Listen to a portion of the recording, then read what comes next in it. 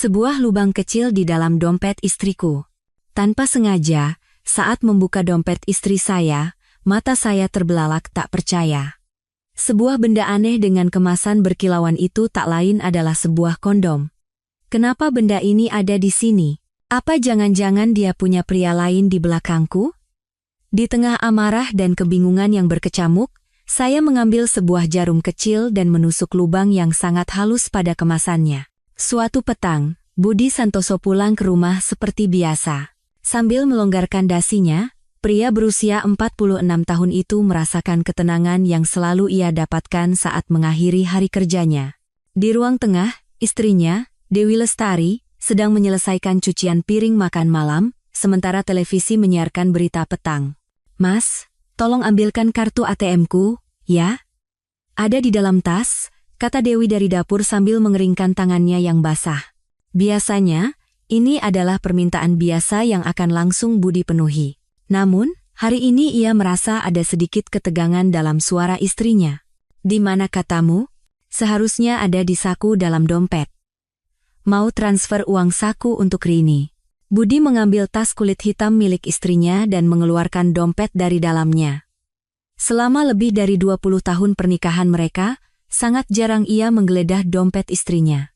Dewi selalu teliti mengurus keuangan rumah tangga, dan Budi mempercayainya sepenuhnya. Saat membuka dompet untuk mencari kartu, dompet itu terasa lebih tebal dari biasanya. Di antara tumpukan kartu kredit dan kartu anggota, terselip beberapa lembar struk belanja. Sebagian besar berasal dari supermarket atau apotek, tetapi beberapa struk dari kafe yang tidak Budi kenali menarik perhatiannya. Aneh. Kapan Dewi pergi ke tempat seperti ini?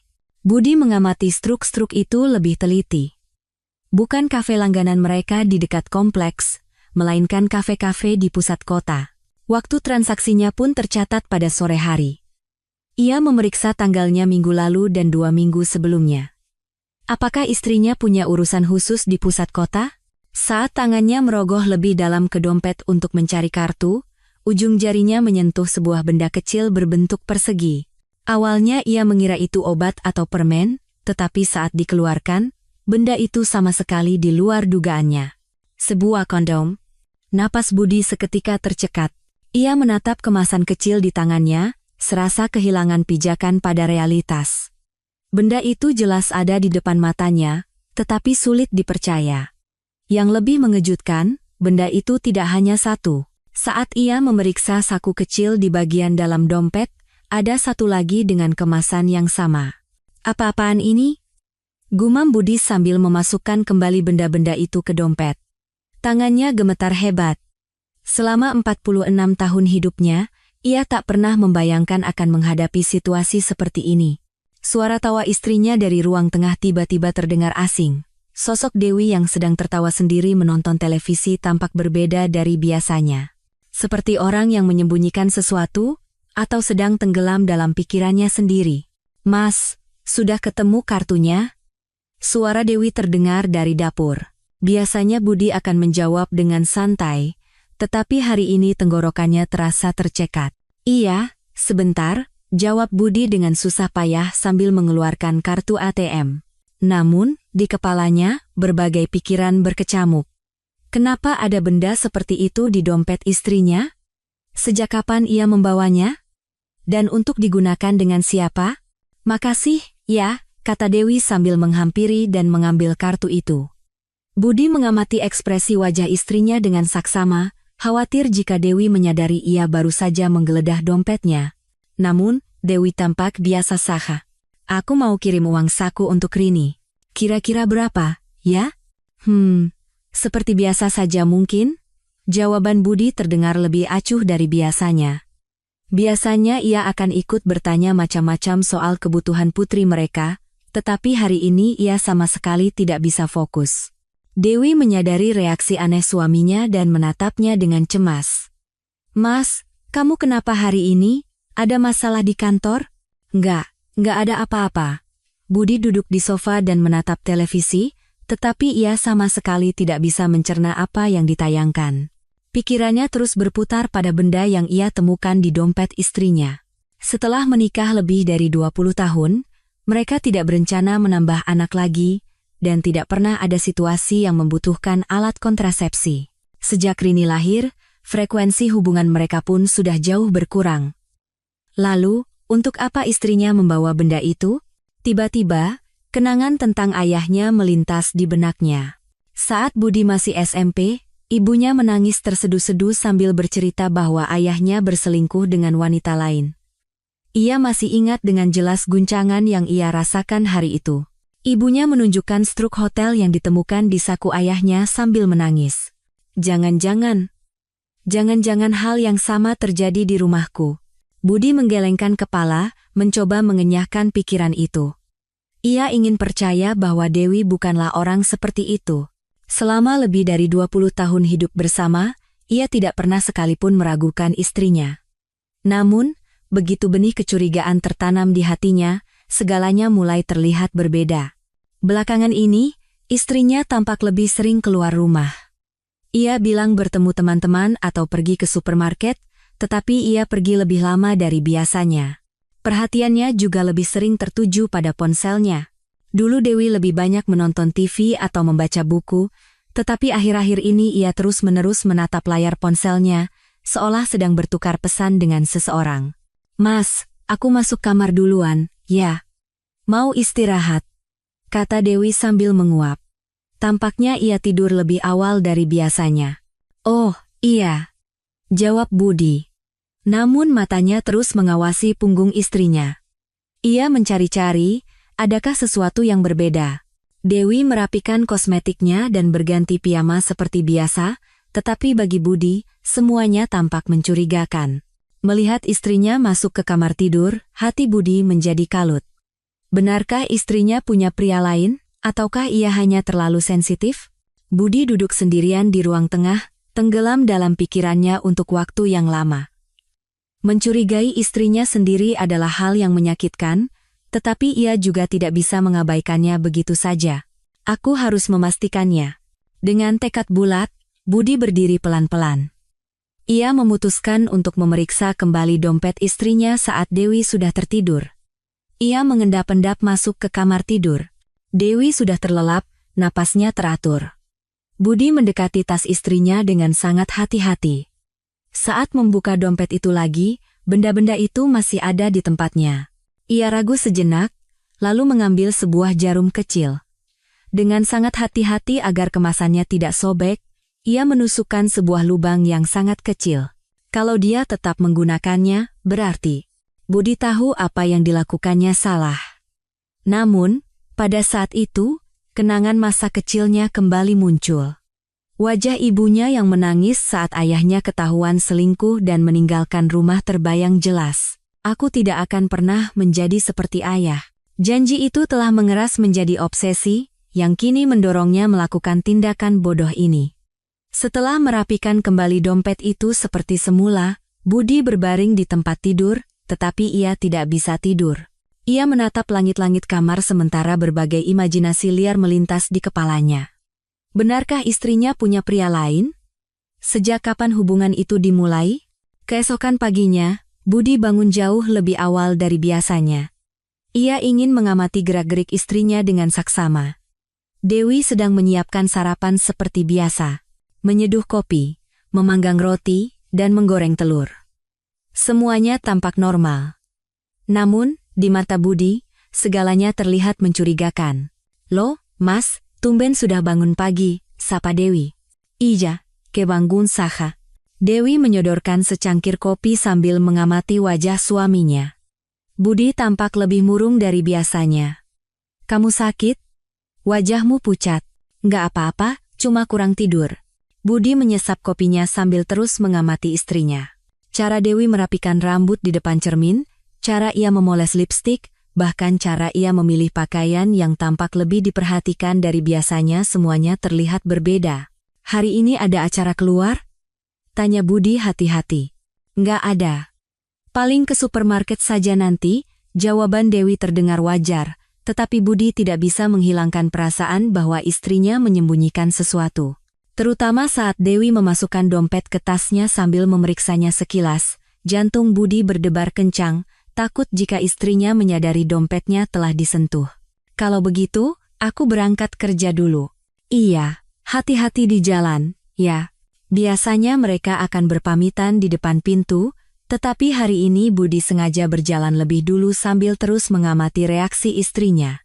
Dewi mengantarnya seperti biasa, tetapi di mata Budi, ekspresinya tampak seperti orang yang merasa lega.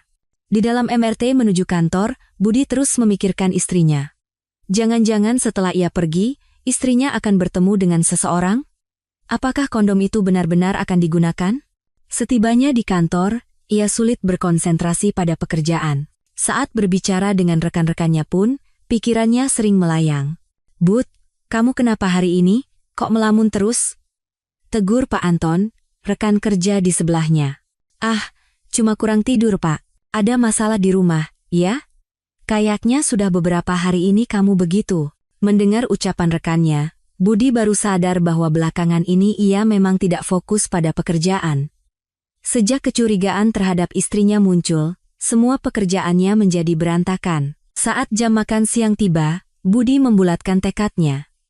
Ia tidak bisa terus-menerus hidup dalam kecurigaan seperti ini. Ia harus mencari bukti yang pasti. Malam itu, saat pulang ke rumah, Budi mulai mengamati setiap gerak-gerik istrinya dengan lebih cermat. Dan selama beberapa hari berikutnya, ia menemukan semakin banyak hal yang mencurigakan. Hal-hal kecil yang biasanya ia abaikan kini terasa aneh. Pada Selasa malam, saat Budi pulang dari kantor, ia mendapati Dewi sedang berbicara di telepon di dapur. Suaranya lebih pelan dari biasanya, dan begitu mendengar Budi masuk, ia buru-buru menutup telepon. "Telepon dari siapa?" tanya Budi sambil melonggarkan dasinya. "Oh, ibunya teman Rini."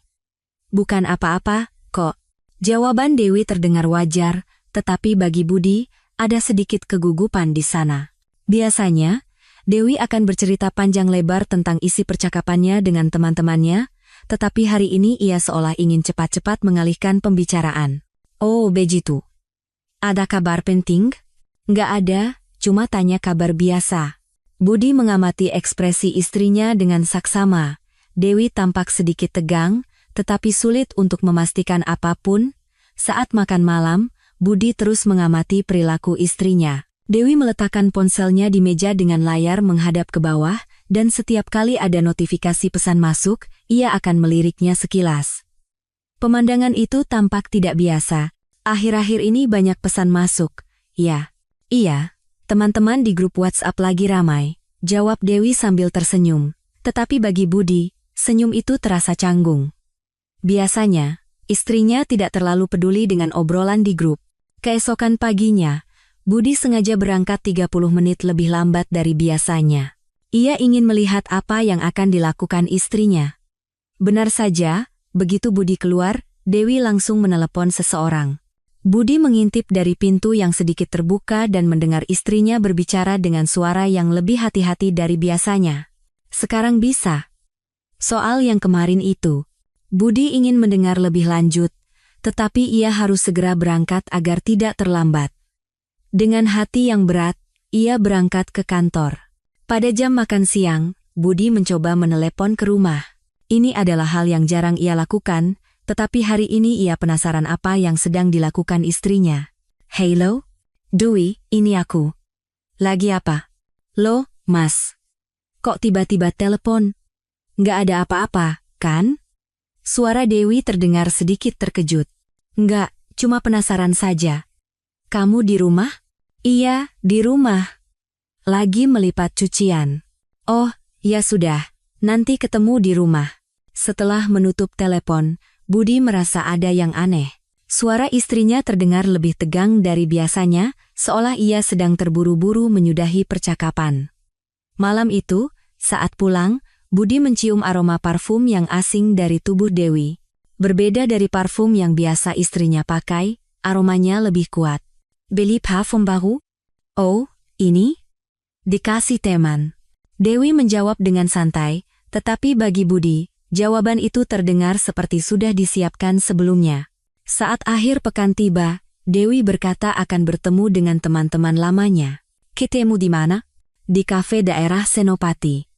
"Sudah lama nggak kumpul, jadi mungkin pulangnya agak malam. Mendengar itu, Budi teringat struk-struk yang ia lihat di dompet istrinya beberapa hari lalu. Beberapa di antaranya memang dari kafe di sekitar Senopati. Kira-kira pulang jam berapa? Sepertinya sekalian makan malam, jadi mungkin sekitar jam 9 atau 10. Biasanya Budi akan berkata, "Selamat bersenang-senang," tetapi hari ini hatinya tidak tenang. Ia mengamati istrinya yang sedang bersiap-siap. Dewi tampak jauh lebih berdandan dari biasanya. Ia mencoba beberapa setelan baju dan riasannya pun lebih tebal. Untuk pertemuan dengan teman-teman, rasanya terlalu berlebihan. "Aku berangkat dulu, ya, makan malam di luar, jadi kamu makan sendiri saja." "Iya, haci-haci." Budi mengamati istrinya dari jendela. Langkah kaki Dewi lebih cepat dari biasanya, dan ia sering memeriksa ponselnya sambil berjalan. Ditinggal sendirian di rumah, Budi merasa resah dan mulai melihat-lihat kamar istrinya. Di atas meja rias, lebih banyak kosmetik dari biasanya berserakan, dan beberapa potong pakaian tergeletak di lantai dekat lemari. Jelas sekali jejak keraguan saat memilih pakaian. Ia membuka laci dan menemukan beberapa struk lagi yang belum pernah ia lihat. Struk dari konter kosmetik di mall, dengan nominal yang cukup besar. Budi sama sekali tidak tahu kapan istrinya membeli barang-barang ini. Jangan-jangan untuk bertemu seseorang. Begitu pikiran itu muncul, Budi menggelengkan kepala. Tanpa bukti yang pasti, tidak benar jika ia terus-menerus curiga seperti ini. Jam 8 malam, belum ada kabar dari Dewi. Biasanya, jika akan terlambat, ia akan menelepon terlebih dahulu, tetapi hari ini tidak ada. Budi beberapa kali ingin menelepon, tetapi ia menahannya, takut jika istrinya menyadari kecurigaannya. Baru pada pukul 9.30 malam Dewi pulang, sekitar 30 menit lebih lambat dari biasanya. "Maaf telat. Tadi teman-teman asyik ngobrol, jadi lupa waktu." Suara Dewi terdengar lebih ceria dari biasanya, tetapi bagi Budi, itu terdengar dibuat-buat. "Seru acaranya?" "Iya, seru banget. Sudah lama nggak ketemu, jadi banyak yang diobrolin." Sambil mendengarkan jawaban istrinya, Budi mengamati penampilan Dewi dengan saksama. Riasannya sedikit luntur dan rambutnya lebih berantakan dari biasanya. Anehnya, aroma parfumnya justru terasa lebih kuat. "Teman-teman yang mana?" "Teman-teman SMA, sudah lama sekali nggak ketemu." Budi ingin bertanya lebih detail, tetapi ia khawatir terkesan terlalu menginterogasi, jadi ia mengurungkan niatnya. Namun, di dalam hatinya, kecurigaan itu semakin membesar. Senin berikutnya, Budi menghadapi situasi tak terduga di kantor.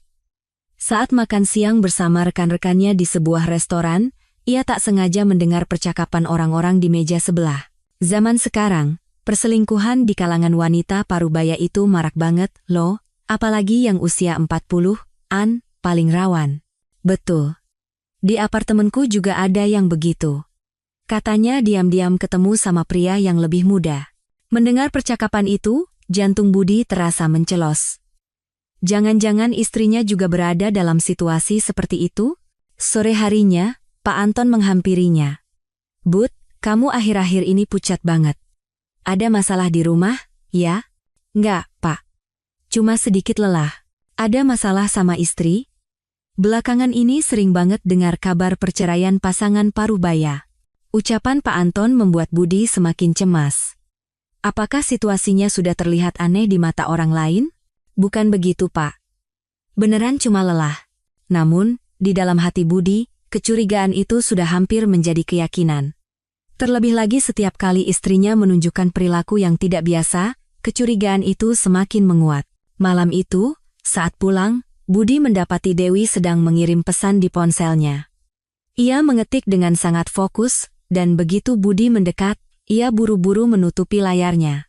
"Kirim pesan ke siapa?" "Oh, ke Rini. Mau tanya uang sakunya sudah masuk atau belum." Namun, Budi sempat melihat sekilas nama yang berbeda di layar, bukan nama putrinya. Ia tidak melihatnya dengan jelas, tetapi sepertinya itu nama seorang pria. Malam itu, Budi berpura-pura ke kamar mandi dan mencoba memeriksa ponsel Dewi. Namun, berbeda dari biasanya, istrinya meletakkan ponsel di bawah bantal saat tidur, sehingga ia tidak bisa memeriksanya. Beberapa hari berlalu, dan kecurigaan Budi mulai terbentuk menjadi gambaran yang lebih konkret. Setelah mengamati pola perilaku istrinya, ia menyadari bahwa Dewi pergi sendirian 2 atau 3 kali seminggu, dan setiap kali pergi, ia selalu berdandan lebih rapi dari biasanya. Ia paling sering keluar pada hari Kamis dan Jumat, dengan alasan bertemu teman atau pergi ke supermarket. Namun, saat pulang dari supermarket, barang belanjaannya tidak banyak, dan saat pulang dari bertemu teman, ia selalu pulang lebih malam. Yang paling aneh adalah riwayat penggunaan kartu kreditnya. Saat Budi memeriksa melalui internet banking, ia menemukan beberapa transaksi di kafe atau restoran di daerah yang tidak biasa mereka kunjungi. Sebagian besar transaksi dilakukan pada jam makan siang atau sore hari. Jangan-jangan benar. Budi merasa ini bukan lagi sekadar kecurigaan biasa. Terlalu banyak petunjuk yang mengarah pada satu kesimpulan. Namun, ia masih belum memiliki bukti yang pasti. Dan beberapa hari kemudian, Budi menyaksikan sebuah momen yang menentukan. Hari itu, ia makan siang lebih awal dari biasanya dan sedang berjalan-jalan di sekitar kantor, ketika ia tak sengaja berpapasan dengan istrinya. Dewi tidak sendirian. Ia sedang berjalan di depan sebuah kafe bersama seorang pria muda yang kelihatannya berusia akhir 20-an. Hubungan mereka tidak tampak seperti kenalan biasa. Ada semacam keakraban di antara mereka. Budi bersembunyi dan mengamati mereka. Istrinya dan pria itu masuk ke kafe dan duduk berhadapan di dekat jendela. Dari kejauhan pun, terlihat jelas bahwa mereka sedang terlibat dalam percakapan yang serius. Siapa pria itu? Sejak kapan mereka bertemu? Amarah dan rasa dikhianati membuncah di hati Budi. Sulit baginya menerima kenyataan bahwa istri yang telah hidup bersamanya selama lebih dari 20 tahun telah menipunya dan bertemu dengan pria lain. Namun, Budi tidak bisa langsung menyerbu ke sana. Mungkin saja ia salah lihat, dan ia tidak boleh bertindak gegabah. Malam itu, saat pulang, Budi berusaha bersikap seperti biasa. Namun, tatapannya terhadap istrinya sudah benar-benar berubah. Hari ini ngapain saja? Nggak ada apa-apa. Di rumah saja, istirahat, terus ke supermarket. Mendengar jawaban Dewi, Budi yakin istrinya sedang berbohong. Dan kini, ini bukan lagi kecurigaan, melainkan fakta. Malam itu, Budi tidak bisa tidur. Ia terus berpikir. Apa yang harus ia lakukan sekarang? Bagaimana cara memastikan kebenarannya? Dan ia takut jika kondom yang ia temukan di dompet istrinya beberapa hari lalu benar-benar akan digunakan. Selama lebih dari seminggu, Budi mengamati perilaku istrinya dengan lebih detail. Bayangan Dewi bersama pria muda di kafe itu tidak bisa hilang dari kepalanya. Sejak hari itu, segalanya tampak begitu jelas baginya. Pada Kamis sore, Budi mendapat kesempatan untuk pulang lebih awal dari kantor. Sebuah rapat yang tiba-tiba dibatalkan membuatnya bisa pulang 2 jam lebih cepat dari biasanya. Budi memutuskan untuk menggunakan kesempatan ini untuk memastikan apakah istrinya benar-benar ada di rumah. Setibanya di rumah, ia membuka pintu dengan pelan. Suasana di dalam sangat sepi. Biasanya, akan terdengar suara TV atau suara orang memasak, tetapi hari ini sunyi senyap. Dewi, aku pulang. Panggil Budi dengan suara keras, tetapi tidak ada jawaban. Ia memeriksa semua ruangan, tetapi istrinya tidak ada di rumah. Namun, di rak sepatu hak tinggi yang biasa Dewi pakai untuk bepergian masih ada. Hanya sandal santai yang biasa ia pakai ke supermarket yang tidak ada. Budi mencoba menelepon istrinya. Halo, suara Dewi terdengar sedikit terkejut. Dewi, kamu di mana? Kok nggak ada di rumah? Loh, Mas. Kok pulangnya cepat sekali? Aku lagi di supermarket. Supermarket? Supermarket mana? Supermarket dekat kompleks.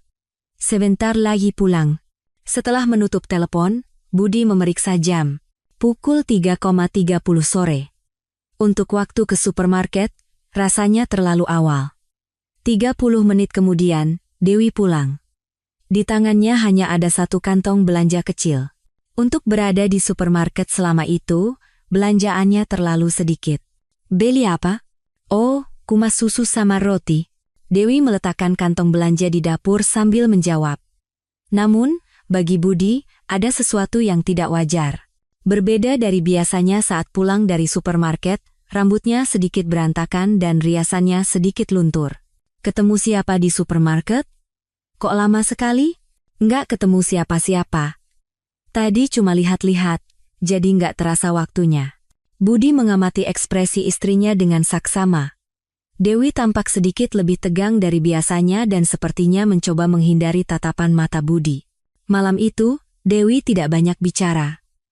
Saat makan malam, ia terus memeriksa ponselnya dan sesekali terlihat melamun. Lagi ada yang dipikirkan? Tanya Budi hati-hati. Nggak ada, kok. Cuma sedikit lelah saja. Namun, jawaban Dewi tidak membuat Budi tenang. Justru membuatnya semakin curiga. Keesokan harinya, hari Jumat, Budi sengaja melewati area sekitar rumahnya pada jam makan siang. Ia ingin memastikan apakah istrinya benar-benar ada di rumah. Saat melewati depan rumah, ia melirik ke jendela. Lampu ruang tengah mati. Padahal, biasanya pada jam-jam segitu istrinya pasti ada di rumah. Budi memutuskan untuk menunggu sebentar di sebuah kafe terdekat. Ia ingin melihat apakah istrinya akan pulang dari suatu tempat. Setelah menunggu sekitar 30 menit, Dewi benar-benar muncul, dan kali ini pun, ia tidak sendirian. Ia berjalan bersama pria muda yang sama. Jantung Budi berdebar kencang saat mengamati mereka. Dewi dan pria itu berpisah di tempat yang agak jauh dari rumah, tetapi sebelum berpisah, mereka tampak terlibat dalam percakapan yang serius. Terutama saat pria itu memegang tangan Dewi dan mengatakan sesuatu dengan sungguh-sungguh, pemandangan itu sangat mengejutkan Budi. Dewi pun mengangguk, seolah menyetujui sesuatu.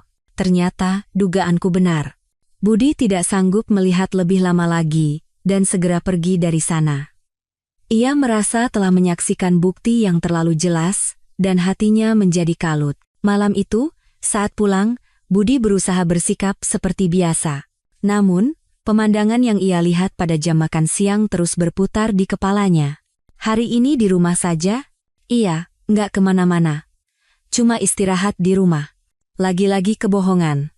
Budi kini yakin. Istrinya telah menipunya dan bertemu dengan pria lain. Saat akhir pekan tiba, Budi menjadi semakin sensitif. Setiap tindakan Dewi tampak mencurigakan, terutama saat ia memegang ponselnya. Budi sangat penasaran dengan siapa ia berkomunikasi. Pada Sabtu sore, Dewi berkata akan pergi keluar lagi. Mau kemana? Ketemu teman. Pulangnya agak malam. Teman yang mana? Teman SMA. Budi sudah tidak bisa lagi mempercayai ucapan istrinya. Ia yakin Dewi akan pergi menemui pria muda itu.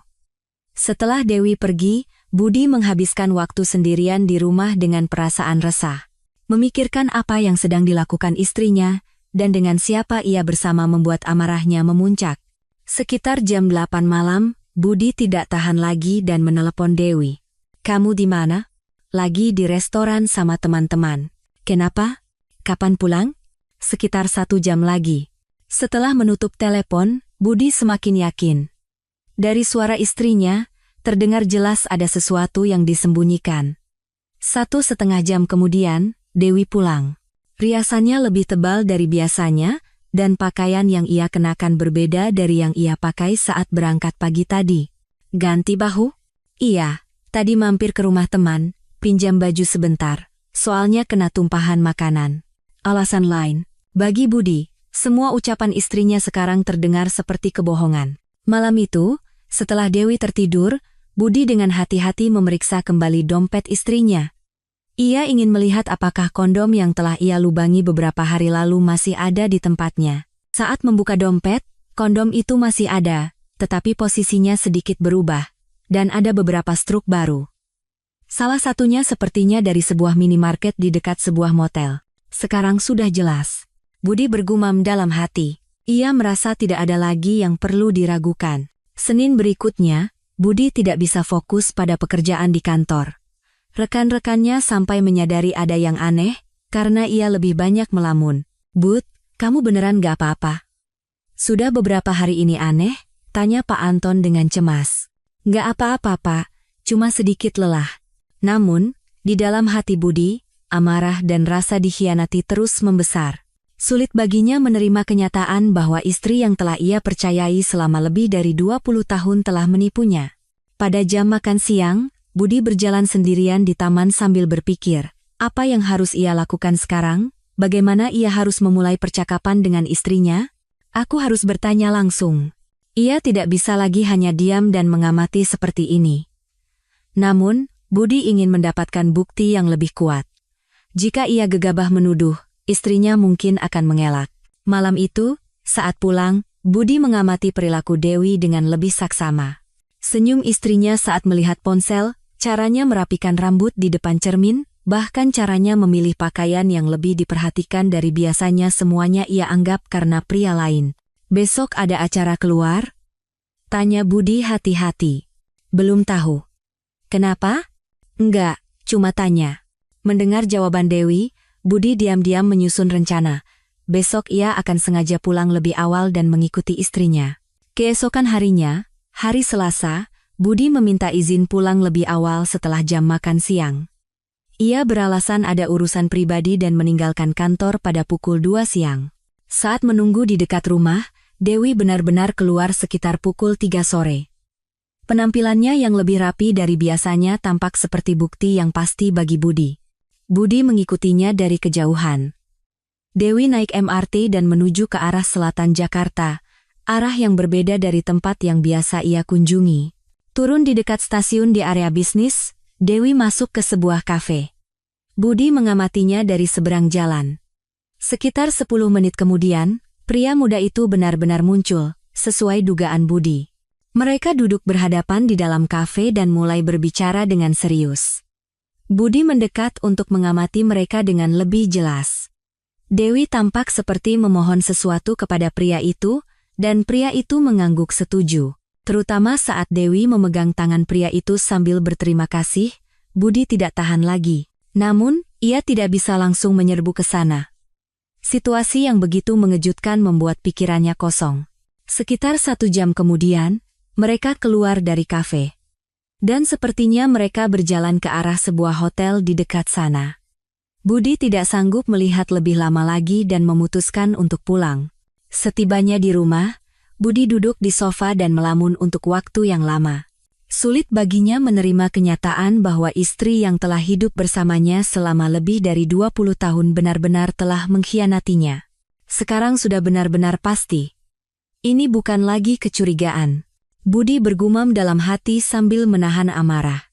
Namun, pada saat yang sama, ia juga merasakan kesedihan dan pengkhianatan yang mendalam.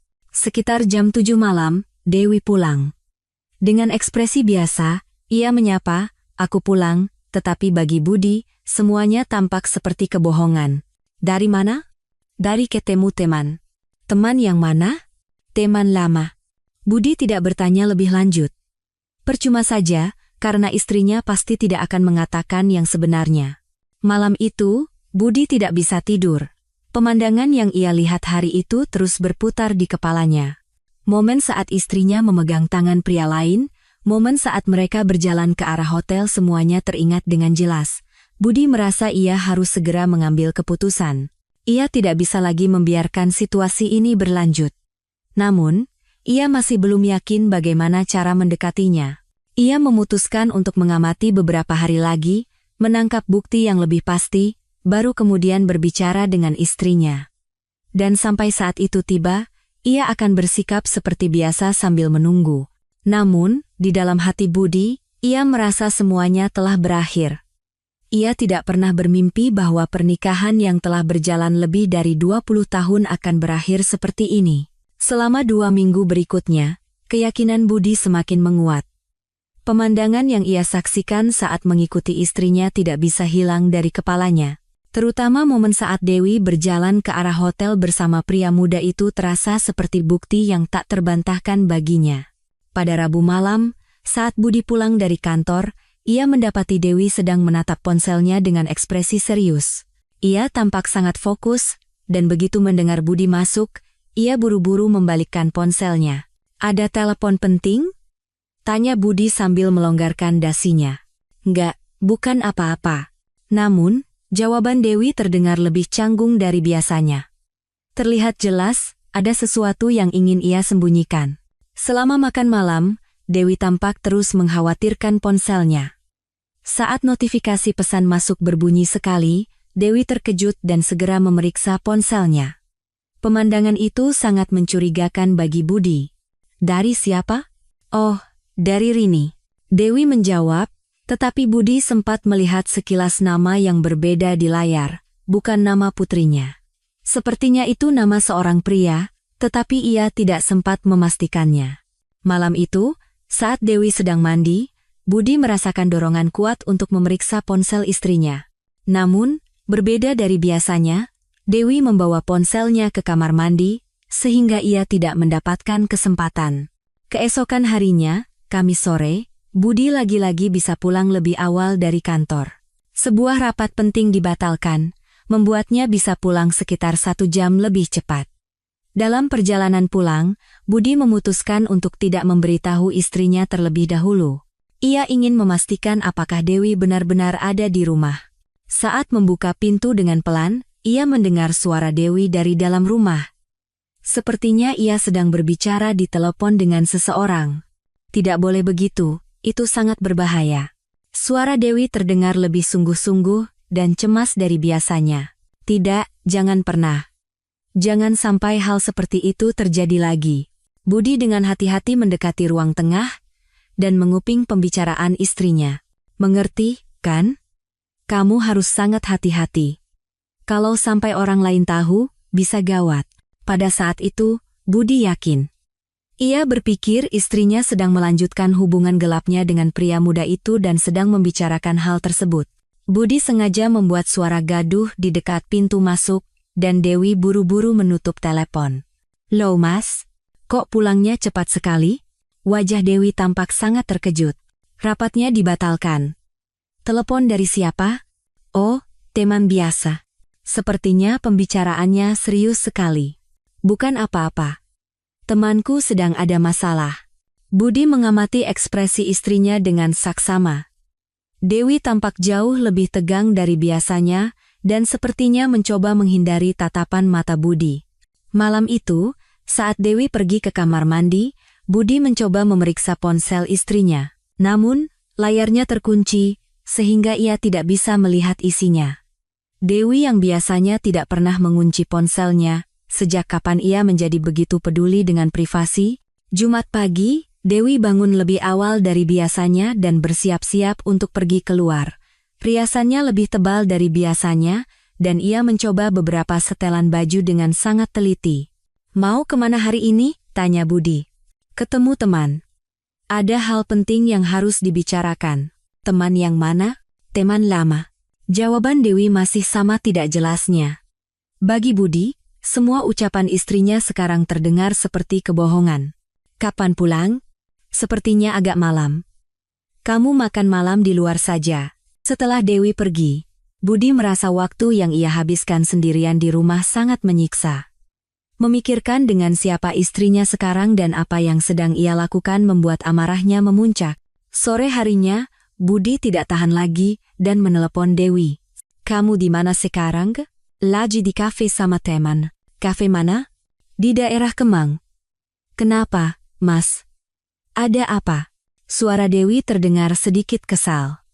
Biasanya, jika suaminya menelepon, ia akan menjawab dengan ramah, tetapi hari ini ia terdengar seolah tidak suka diganggu. Nggak apa-apa, cuma tanya. Setelah menutup telepon, Budi semakin yakin. Ia berpikir istrinya sedang bersama pria itu dan menganggap teleponnya sebagai gangguan. Baru lewat jam 9 malam Dewi pulang. Bagi Budi, semua itu adalah bukti bahwa istrinya telah menghabiskan waktu dengan pria lain. Pulangnya malam sekali. Maaf. Temanku banyak masalah, jadi ngobrolnya lama. Masalah apa? Masalah pribadi. Tidak terlalu penting. Budi tidak bertanya lebih lanjut. Percuma saja, karena istrinya pasti tidak akan mengatakan yang sebenarnya. Saat akhir pekan tiba, stres Budi semakin parah. Meskipun bersama Dewi, pikirannya terus melayang kemana-mana, dan setiap tindakan istrinya tampak mencurigakan. Pada Sabtu sore, Dewi berkata akan pergi keluar lagi. Ketemu teman lagi? Iya, kemarin pembicaraannya belum selesai. Budi sempat berpikir untuk mengikuti istrinya lagi, tetapi ia merasa itu terlalu terang-terangan, jadi ia mengurungkan niatnya. Sebagai gantinya, ia akan menunggu di rumah dan melihat kapan Dewi pulang. 1 jam setelah Dewi pergi, Budi melihat-lihat kamar istrinya. Ia membuka laci meja rias dan menemukan beberapa barang yang belum pernah ia lihat. Lipstik dan parfum baru, serta sebuah kotak kado kecil yang dibungkus dengan mewah. Budi membuka kotak kado itu, dan di dalamnya ada sebuah kalung yang indah. Apa ini? Kapan dia membeli barang seperti ini? Budi mengamati kalung itu dengan saksama. Tampaknya itu produk yang cukup mahal, bukan hadiah darinya, dan rasanya terlalu mahal jika Dewi membelinya sendiri. Jangan-jangan ini hadiah dari pria itu? Pikiran itu membuat amarah Budi membara. Menerima hadiah dari pria lain dan dengan tenang membawanya pulang untuk disembunyikan? Itu tidak masuk akal. Budi meletakkan kembali kalung itu seperti semula dan keluar ke ruang tengah. Namun, hatinya semakin kalut. Sekitar jam 8 malam, Dewi pulang, dan kali ini ia mengenakan pakaian baru. Gaya yang sama sekali berbeda dari yang ia kenakan saat berangkat pagi tadi. Budi kini yakin bahwa semua ucapan istrinya adalah kebohongan. Malam itu, setelah Dewi tertidur, Budi kembali memeriksa dompet istrinya. Ia ingin melihat kondisi kondom yang telah ia lubangi beberapa hari lalu. Saat membuka dompet, salah satu kondom telah hilang. Awalnya ada 2, sekarang hanya tersisa 1. Dan kemasan yang tersisa pun tampak sedikit berbeda. Benar-benar sudah digunakan. Budi sangat terkejut. Kini, ini bukan lagi kecurigaan, melainkan fakta yang pasti. Istrinya benar-benar telah berhubungan dengan pria lain. Namun, ada satu hal yang aneh. Jika kondom yang telah dilubangi itu digunakan, pasti akan timbul masalah, tetapi tidak ada perubahan apapun pada istrinya.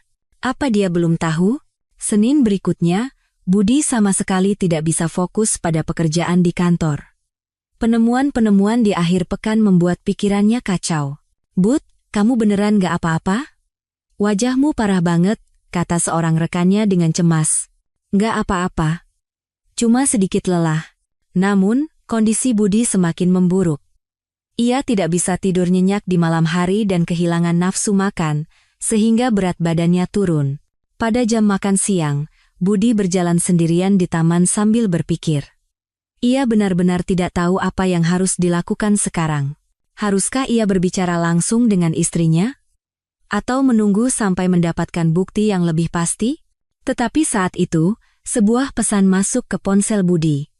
Pesan dari Dewi. Mas, nanti malam ada hal penting yang mau aku bicarakan. Tolong pulang lebih awal, ya. Melihat pesan itu, jantung Budi berdebar kencang. Apakah istrinya akan mengakui semuanya, atau akan meminta cerai? Akhirnya waktunya tiba. Budi menguatkan hatinya dan kembali ke kantor. Sepertinya malam ini segalanya akan diputuskan. Namun, pada saat yang sama, ia juga merasa takut. Apakah pernikahan yang telah berjalan lebih dari 20 tahun ini benar-benar akan berakhir? Bagaimana ia akan menjalani hidupnya nanti? Sepanjang sore itu, Budi hanya menatap jam, menunggu waktu pulang. Ia penasaran sekaligus takut dengan apa yang akan dikatakan istrinya. Akhirnya, saat jam pulang tiba, Budi bergegas pulang. Ia menguatkan hatinya, berpikir bahwa malam ini semua kebenaran akan terungkap. Sebelum sampai di rumah, Budi berhenti sejenak dan menarik napas dalam-dalam. Sepertinya ia akan benar-benar melakukan percakapan terakhir dengan istrinya. Apapun yang terjadi, aku harus menerimanya dengan tenang. Budi menanamkan pikiran itu di benaknya dan membuka pintu rumah.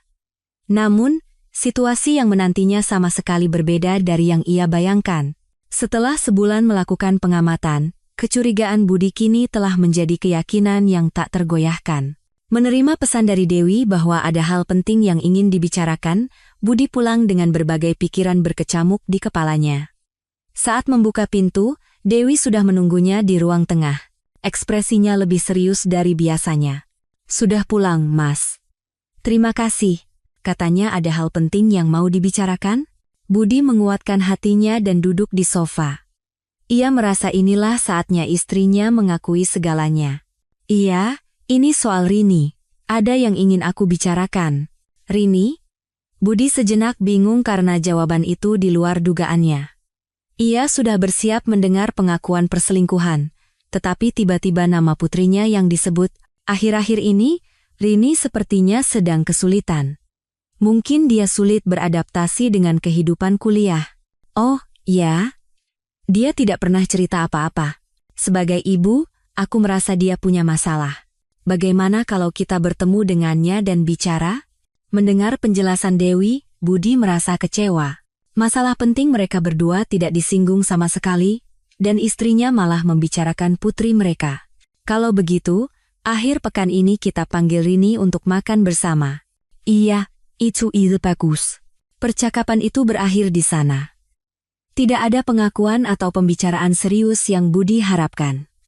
Sebaliknya, Dewi bersikap seperti biasa dan pergi ke dapur untuk menyiapkan makan malam. Budi merasa hampa. Ia merasa istrinya masih menyembunyikan segalanya. Dan ia semakin marah karena merasa istrinya menggunakan putri mereka sebagai alasan untuk menghindari pembicaraan. Keesokan harinya, hari Selasa, Budi sulit fokus di kantor. Percakapannya dengan Dewi semalam terus mengganjal di hatinya. Saat jam makan siang, Pak Anton menghampirinya. Bud, kamu akhir-akhir ini aneh banget.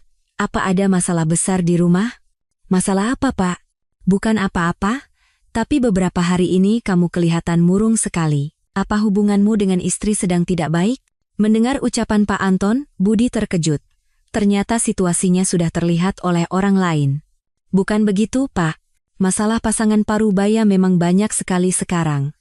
Di kompleksku saja, sudah ada beberapa yang cerai. Katanya, wanita yang lebih sering jadi masalah. Setelah anak-anak dewasa, tiba-tiba mereka jadi lebih bebas. Bahkan ada yang bergaul dengan pria yang lebih muda. Mendengar ucapan Pak Anton, dada Budi terasa sesak. Rasanya seperti sedang membicarakan situasinya sendiri. Malam itu saat pulang, Budi mengamati perilaku Dewi dengan lebih saksama. Setiap kali istrinya memeriksa ponsel, bercermin, atau bersiap-siap keluar, ia selalu berpikir itu semua karena pria lain. Rabu sore, Budi lagi-lagi pulang lebih awal. Kali ini, ia sengaja tidak memberitahu istrinya terlebih dahulu. Saat tiba di depan rumah, ia melihat sepasang sepatu asing di rak sepatu pria. Jantung Budi berdebar kencang. Ia membuka pintu dengan pelan dan mendengar suara Dewi dari ruang tengah. Sepertinya ia sedang berbicara dengan seseorang. Aku benar-benar khawatir. Kalau hal seperti ini terjadi lagi, bagaimana? Akan baik-baik saja, Bu. Saya akan lebih berhati-hati. Itu suara seorang pria muda.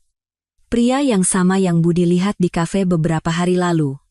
Budi dengan hati-hati mendekati ruang tengah.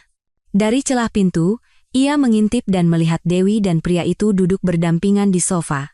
Ini benar-benar yang terakhir, tidak boleh ada lagi. Suara Dewi terdengar sungguh-sungguh. Baik, Bu. Saya benar-benar minta maaf. Pria itu menundukkan kepala seolah meminta maaf. Budi tidak tahan lagi, dan langsung masuk ke ruang tengah. Sedang apa kalian di sini? Kemunculan Budi yang tiba-tiba membuat Dewi dan pria itu sangat terkejut. Mas, kok pulangnya cepat sekali? Wajah Dewi menjadi pucat. Saya permisi dulu. Pria muda itu buru-buru berdiri dan memberi salam. Ia tidak berani menatap mata Budi dan terus menundukkan kepala. Tunggu sebentar. Anda siapa? Tanya Budi dengan tajam. Hanya kenalan, jawab Dewi dengan cepat. Kenalan macam apa yang sampai datang ke rumah kita dan membicarakan hal seperti itu? Bukan apa-apa. Dia hanya minta saran. Bukan berarti aku tidak bisa memberitahumu, tapi karena Rini, aku belum bisa bicara. Tolong, tunggu sebentar lagi. Budi menatap mereka bergantian dengan amarah yang memuncak. Berani-beraninya mereka membawa pria itu ke rumah dan bertemu seperti ini? Saran? Saran apa yang sampai harus dibicarakan di rumah kita? Ini masalah pribadi. Tidak terlalu penting. Dewi mencoba menghindari tatapan tajam suaminya. Pria itu tidak tahan lagi, dan buru-buru memakai sepatunya lalu pergi. Budi ingin menahannya, tetapi Dewi menghalanginya. "Mas, jangan salah paham. Ini benar-benar bukan apa-apa." "Bukan apa-apa?" Membawa pria lain ke rumah dan duduk berduaan itu bukan apa-apa, suara Budi semakin meninggi. "Dia datang karena butuh bantuan. Jangan berpikir yang tidak-tidak." "Bantuan? Bantuan apa yang sampai harus datang ke rumah?" Dewi tidak bisa menjawab. Sepertinya ia ingin mengatakan sesuatu, tetapi akhirnya ia memilih diam. Malam itu, suasana di antara Budi dan Dewi menjadi sangat dingin. Saat makan malam, hampir tidak ada percakapan. Saat menonton TV, mereka tenggelam dalam pikiran masing-masing. "Kamu benar-benar tidak menyembunyikan apa-apa?" tanya Budi untuk terakhir kalinya. "Iya. Benar-benar bukan apa-apa." Dewi masih mengulangi jawaban yang sama. Malam itu, Budi tidak bisa tidur. Pemandangan yang ia lihat hari itu terus berputar di kepalanya. Fakta bahwa istrinya berduaan dengan pria itu di rumah. Dan ekspresi panik mereka saat ia muncul semuanya adalah bukti yang jelas. Sejak hari Kamis, hubungan Budi dan Dewi semakin canggung. Percakapan sehari-hari yang biasa mereka lakukan kini berkurang drastis, dan mereka saling menjaga jarak. Budi juga sulit fokus di kantor. Kondisinya memburuk sampai rekan-rekannya khawatir. "Bud, kamu sebaiknya ke dokter. Wajahmu kuning sekali." "Tidak apa-apa, Pak." Namun, Budi sama sekali tidak baik-baik saja. Ia tidak bisa tidur di malam hari dan kehilangan nafsu makan, sehingga berat badannya turun drastis. Jumat malam, saat Budi pulang, Dewi lagi-lagi sedang bersiap-siap untuk pergi keluar. "Mau kemana?" "Ketemu teman." "Teman yang mana?" "Teman lama." Budi tidak bertanya lebih lanjut. Percuma saja, karena istrinya pasti tidak akan mengatakan yang sebenarnya. Setelah Dewi pergi, Budi duduk sendirian di rumah sambil berpikir. Sepertinya inilah saatnya ia harus mengambil keputusan. Ia memeriksa kembali dompet istrinya dan menemukan bahwa semua kondom telah hilang. Dan ada beberapa struk kartu kredit baru. Sebagian besar dari tempat-tempat di dekat motel atau hotel. Sekarang sudah jelas. Budi bergumam dalam hati. Ia merasa tidak ada lagi yang perlu diragukan. Akhir pekan, Rini datang ke rumah. Melihat putrinya yang sudah lama tidak ia temui membuat Budi senang, tetapi pada saat yang sama, hatinya terasa kalut. "Ayah, akhir-akhir ini ayah kurusan sekali. Ayah tidak apa-apa?" "Tidak apa-apa. Kumas sedikit sibuk. Ibu juga akhir-akhir ini aneh. Apa ayah dan ibu sedang ada masalah?" Mendengar ucapan Rini, Budi terkejut. Ternyata putrinya juga merasakan ada yang aneh. "Tidak ada apa-apa. Jangan khawatir." Namun, Rini terus menatapnya dengan curiga. Suasana orang tuanya tampak berbeda dari biasanya. Ibu akhir-akhir ini sering keluar, dan ayah hanya di rumah. "Benar tidak apa-apa?" "Iya. Benar tidak apa-apa. Kamu fokus saja pada kuliahmu." Budi tidak ingin putrinya khawatir, jadi ia berusaha berpura-pura baik-baik saja. Namun, di dalam hatinya, ia merasa semuanya telah berakhir. Malam itu, setelah Rini pulang, Budi memutuskan untuk melakukan percakapan terakhir dengan Dewi. Ia tidak bisa lagi membiarkan situasi ini berlanjut. "Dewi, kita perlu bicara serius." "Bicara apa?" "Kamu pasti tahu. Ada masalah di antara kita." Dewi ragu sejenak, lalu mengangguk. "Iya, aku tahu. Tapi sekarang aku belum bisa bicara." "Sampai kapan kamu akan menyembunyikannya?" "Sebentar lagi aku akan bicara. Tolong, tunggu sebentar lagi." Mendengar jawaban istrinya, Budi semakin yakin. Jelas sekali istrinya sedang mempersiapkan sesuatu yang besar, mungkin akan meminta cerai, atau mungkin berencana pergi bersama pria itu. "Baiklah. Tapi aku tidak bisa menunggu terlalu lama. Terima kasih. Aku janji akan segera menjelaskan semuanya." Malam itu, Budi tidak bisa tidur nyenyak. Pikiran bahwa pernikahan yang telah berjalan lebih dari 20 tahun akan benar-benar berakhir membuat hatinya berat. Namun, pada saat yang sama, ia juga berpikir bahwa jika semuanya berakhir, mungkin hatinya akan lebih lega. Beberapa hari berlalu, dan Budi menjadi semakin sensitif. Setiap tindakan Dewi membuatnya kesal, dan berada di rumah terasa menyiksa, dan akhirnya, saat itu pun tiba. Saat di mana Budi tidak bisa menahan diri lagi dan meledakkan segalanya. Setelah memiliki keyakinan yang cukup, hati Budi sudah sampai pada sebuah kesimpulan. Namun, di dalam hati Dewi, ada kegelisahan yang sama sekali berbeda yang sedang berkecamuk. Sebuah kebenaran yang tidak Budi ketahui, dan dilema mendalam tentang kapan dan bagaimana cara menyampaikannya. Selasa sore, Dewi duduk sendirian di rumah, tenggelam dalam pikirannya. Belakangan ini, tatapan suaminya menjadi lebih tajam, dan nada bicaranya pun berbeda dari biasanya.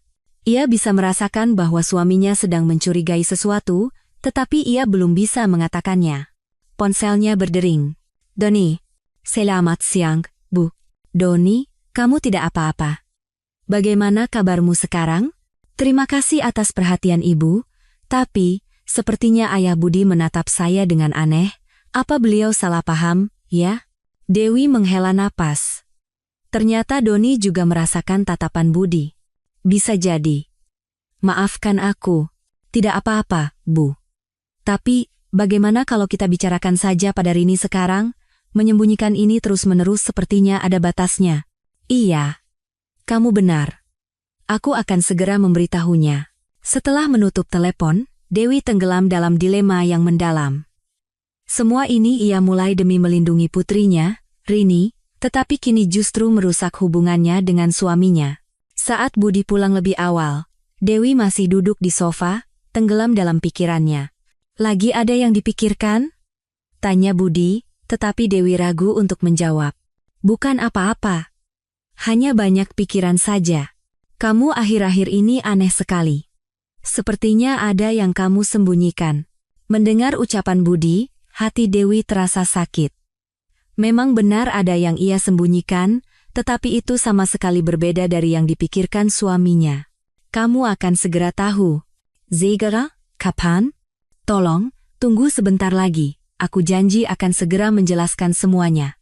Mendengar ucapan Dewi, Budi semakin yakin. Jelas sekali istrinya sedang bersiap-siap untuk menyelesaikan urusannya dengan pria itu atau meminta cerai. Malam itu, Dewi menelepon Rini. Ia merasa tidak bisa menundanya lagi. "Rini, ini Ibu." "Iya, Bu, ada apa? Akhir pekan ini, bisa pulang? Ada hal penting yang ingin Ayah dan Ibu bicarakan." "Hal penting? Apa itu?" Suara Rini terdengar cemas. Sulit dibicarakan di telepon. "Kamu bisa datang, kan?" "Baik, Bu, tapi, Ibu, apa Ibu dan Ayah sedang tidak baik-baik saja?" Mendengar ucapan putrinya, hati Dewi semakin berat. Ternyata Rini juga sudah merasakan ada yang aneh. "Tidak apa-apa, jangan khawatir." Namun, Dewi sendiri tidak yakin apakah semuanya akan baik-baik saja. Rabu sore, Dewi bertemu lagi dengan Doni. Kali ini, mereka memilih bertemu di tempat yang lebih jauh dari rumah. "Tante, sepertinya Tante sangat lelah." "Iya, sedikit. Sepertinya aku benar-benar harus memberitahu Rini segalanya." "Itu yang terbaik, Tante. Rini juga berhak tahu." Doni menggenggam tangan Dewi dengan erat untuk memberinya semangat. "Tante, terima kasih banyak sudah membantu saya. Kalau bukan karena Tante, saya mungkin sudah melakukan kesalahan besar." "Tidak apa-apa. Itu bukan salahmu. Situasinya saja yang tidak memungkinkan saat itu. Tapi saya sudah membuat Rini kesulitan. Itu salah saya." Melihat penyesalan tulus dari Doni, hati Dewi terasa sakit. Memikirkan bahwa anak sebaik ini hampir putus dengan Rini karena satu kesalahan membuatnya merasa sesak. "Sekarang kamu harus benar-benar hati-hati. Rini anak yang sangat baik." "Saya tahu, Tante. Saya janji tidak akan ada lagi hal seperti itu." Saat mereka sedang berbicara, Dewi merasa ada seseorang yang mengamati mereka dari belakang. Saat menoleh, ia melihat Budi berdiri di kejauhan. Astaga! Hati Dewi mencelos. Sepertinya suaminya lagi-lagi menyaksikan pertemuan mereka. Begitu mata mereka bertemu, Budi langsung pergi. Namun, ekspresinya dingin dan kaku. "Tante tidak apa-apa?" Wajah Tante pucat sekali. "Tidak apa-apa. Tapi, Doni, ini benar-benar yang terakhir. Sepertinya kita tidak boleh bertemu lagi. Baik, Tante. Terima kasih banyak. Setelah berpisah dengan Doni, Dewi pulang dengan langkah yang berat. Ia takut dengan ekspresi apa suaminya akan menyambutnya. Saat masuk ke rumah, Budi sedang duduk di ruang tengah, membaca koran. Namun, sepertinya ia tidak benar-benar membaca. Ia hanya menatap sesuatu dengan tatapan kosong. Aku pulang, sapa Dewi dengan hati-hati. Ya, jawaban Budi singkat dan dingin. Aku siapkan makan malam? Ya, tidak usah, aku tidak lapar. Biasanya Dewi akan berkata, makan sedikit, ya, tetapi hari ini ia tidak punya tenaga untuk berbicara. Malam itu, hampir tidak ada percakapan di antara mereka. Saat menonton TV, mereka tenggelam dalam pikiran masing-masing, saling menjaga jarak. Saat malam tiba, Dewi memberanikan diri untuk bicara. Mas, ini benar-benar salah paham. Salah paham apanya? Pertemuanku dengan dia. Itu bukan hubungan seperti yang kamu pikirkan. Lalu apa? Suara Budi dingin dan tajam. Dewi ragu sejenak. Haruskah ia menceritakan semuanya sekarang? Tetapi, dalam situasi di mana ia belum berbicara dengan Rini, ia tidak yakin apakah benar jika ia memberitahu Budi terlebih dahulu. Sekarang aku belum bisa bicara. Tapi, ini benar-benar bukan seperti yang kamu pikirkan. Aku bahkan tidak tahu apa yang kamu pikir aku pikirkan. Mendengar sanggahan Budi, Dewi kehilangan kata-kata. Pokoknya ini salah paham. Aku akan segera menjelaskan semuanya. Sampai kapan kamu akan terus berkata seperti itu? Akhir pekan ini. Saat Rini datang, aku akan menceritakan semuanya. Budi tidak menjawab lagi. Namun, di dalam hatinya, ia berpikir, akhirnya semuanya akan berakhir. Kamis, Dewi duduk sendirian di rumah, tenggelam dalam monolog batin. Apa yang harus aku lakukan? Aku melakukan ini untuk melindungi Rini, tapi sekarang justru seluruh keluarga menjadi goyah. Hati Dewi kalut. Ia terjebak di antara naluri keibuan untuk melindungi putrinya dan rasa bersalah terhadap suaminya.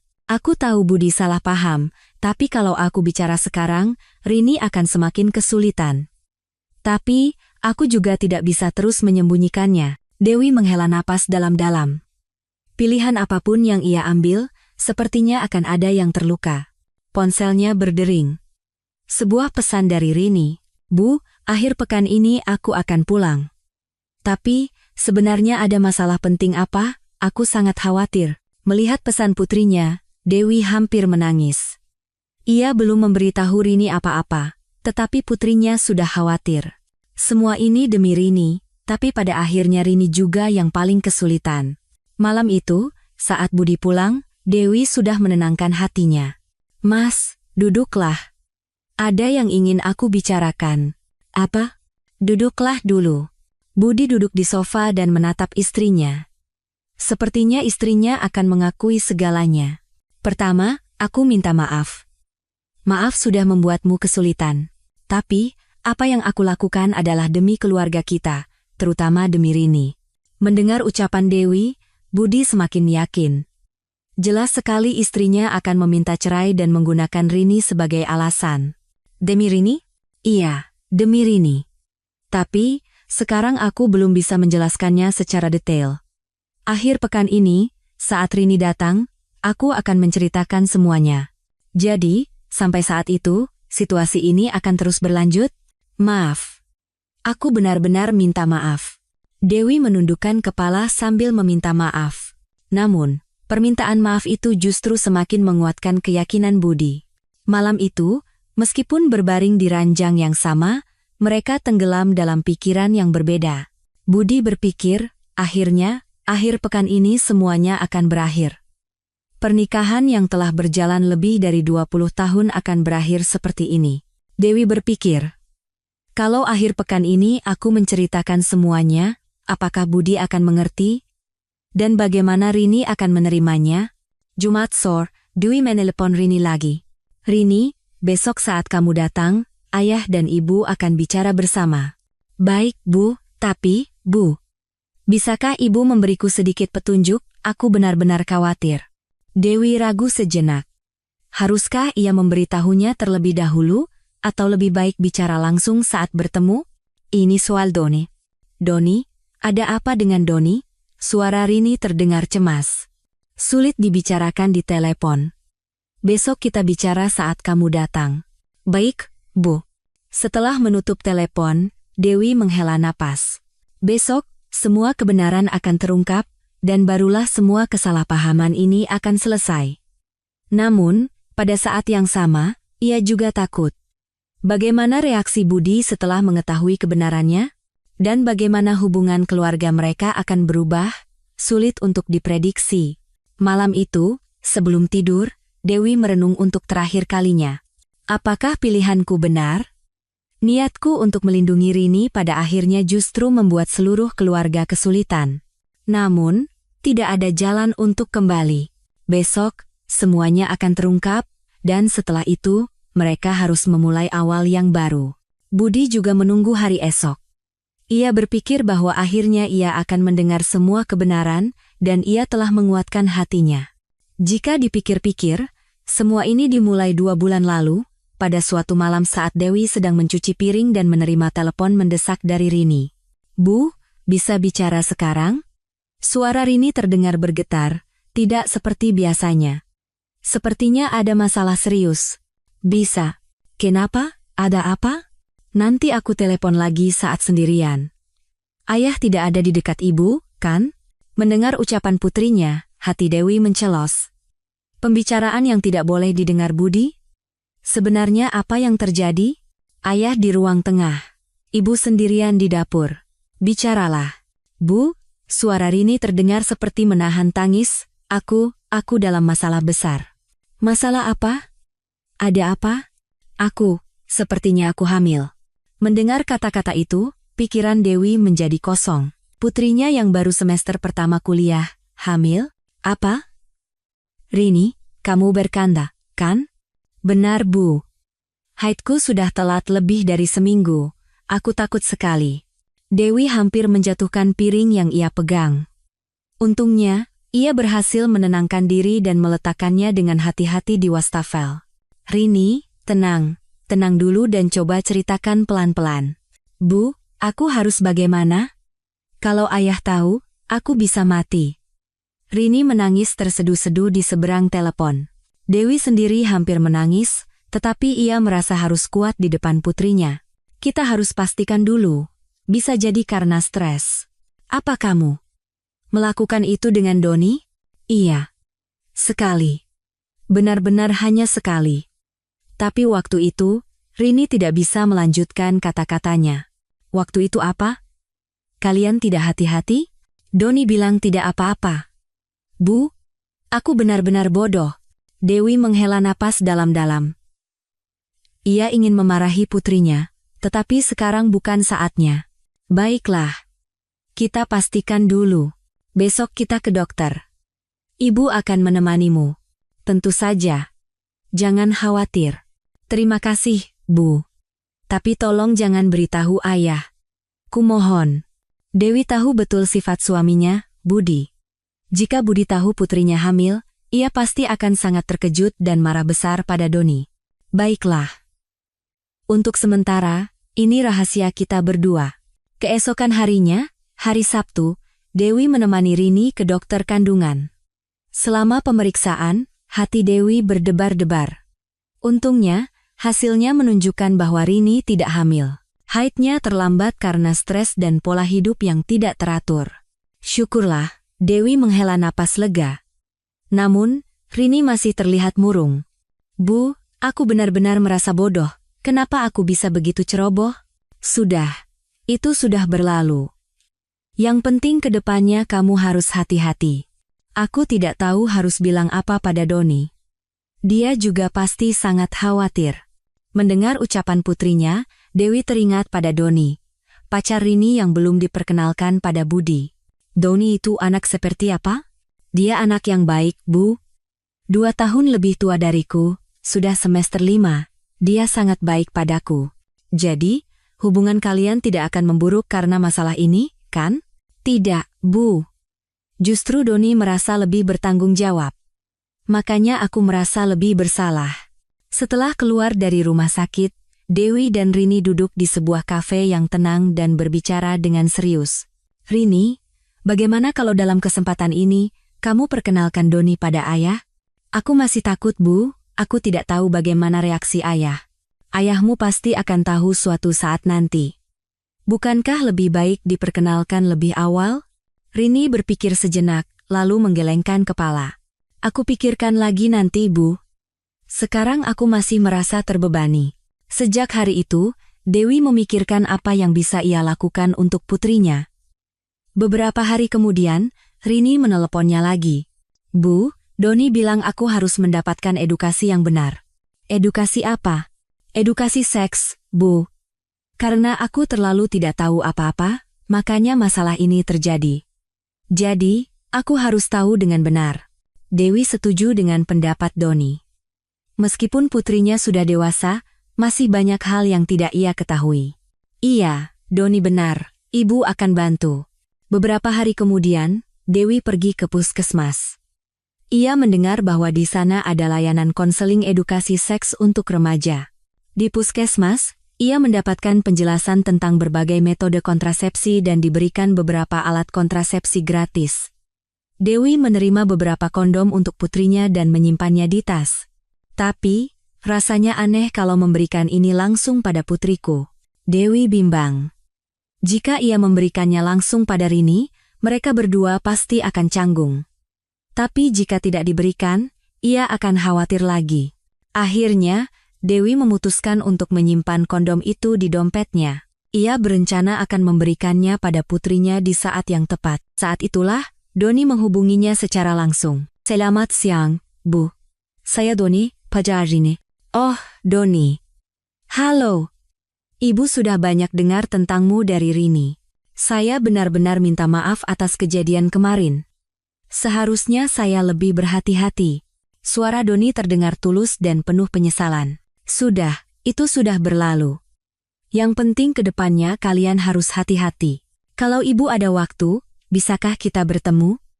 Saya ingin meminta maaf secara langsung. Dewi bisa merasakan ketulusan Doni. Jadi, ia setuju untuk bertemu dan berbicara. Saat pertama kali bertemu Doni, Dewi mendapatkan kesan yang baik. Ia adalah pemuda yang sopan dan serius. Bu, saya benar-benar minta maaf. Seharusnya saya lebih melindungi Rini. Doni, jangan terlalu menyalahkan diri sendiri. Kalian berdua masih muda. Kedepannya, saya janji akan lebih berhati-hati. Dan saya akan benar-benar menjaga Rini.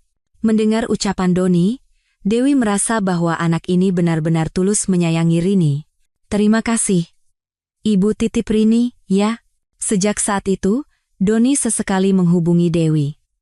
Ia ingin berdiskusi tentang hubungannya dengan Rini dan rencana masa depan mereka. Saya ingin menikahi Rini setelah lulus dan mendapatkan pekerjaan, Bu. Wah, sudah berpikir sejauh itu, ya.